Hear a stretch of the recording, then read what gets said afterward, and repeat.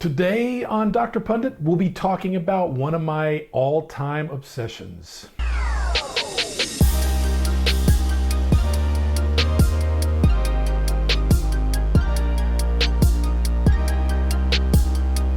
Hey everyone, Michael Douglas. Welcome to Dr. Pundit, where I don't talk about medicine, I talk about music. And on this edition of the show, it'll be the first time we talk about one of my obsessions. Yes, another occasional series right here on Dr. Pundit, where I talk about anything that is always in my mind. I always have a song playing in my mind or some sort of fail-safe, self-entertaining type of thought. This song right here is almost always there. I hate to say it.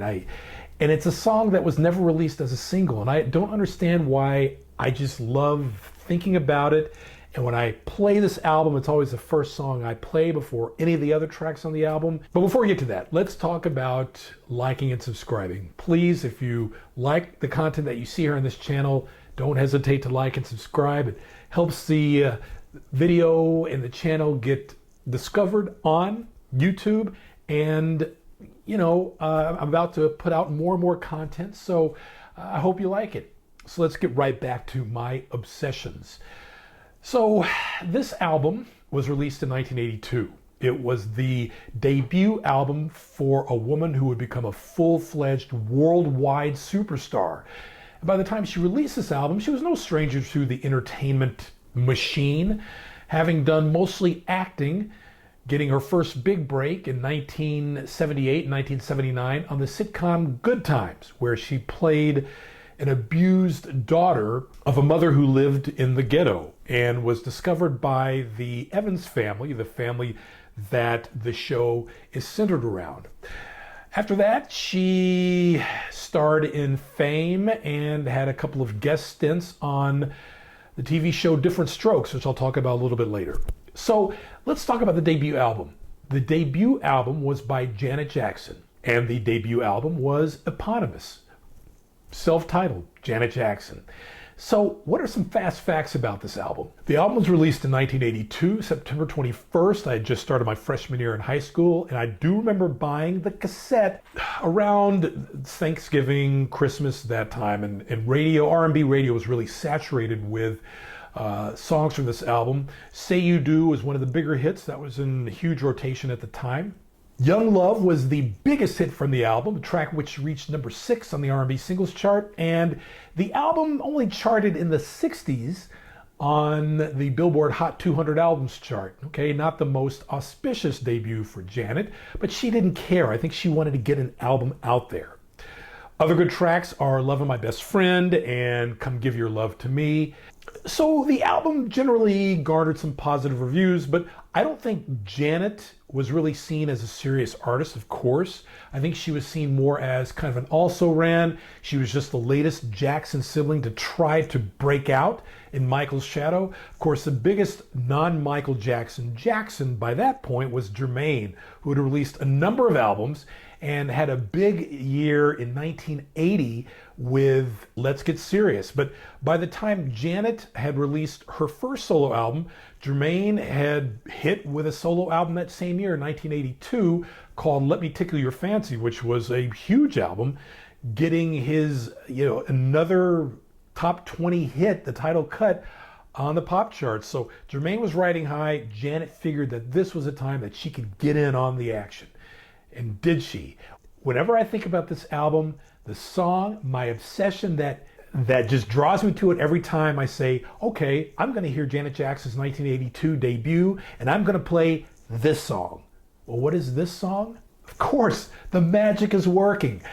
My favorite song on the album, my number one Janet Jackson song of all time, if you can believe that. She's been making music for over 40 years. Yes, The Magic Is Working. She blends pop, dance, mild electronic. I don't think it was called that at that time, but still, it was peppered with that sound. It just made it more irresistible.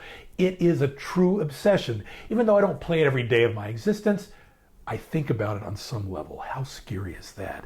And why didn't she release it as a single?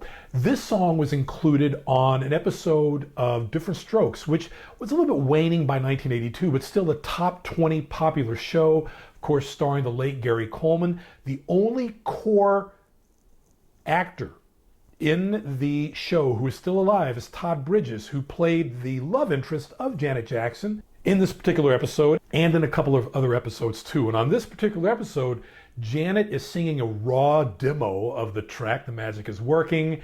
And if the producers thought it was good enough to be in an episode of Different Strokes, why didn't they say, let's go out and let's just do a full bore promotion and get this thing out there, get radio on it? But alas, it never happened. But that's okay.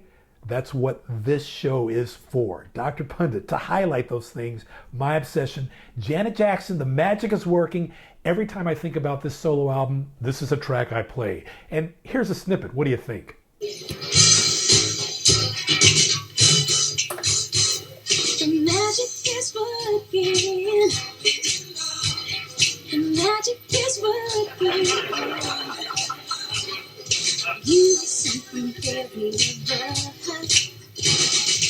All of my life, I hope to find someone like you, so sweet and so kind. Never thought I'd love again. Thought my life would come to an end. Then I love you, and there you were. In the heart you captured it. You stood like a light and shining on me. Changed my life, you're such a charmer. The magic is working. The magic is working. You were something better than that.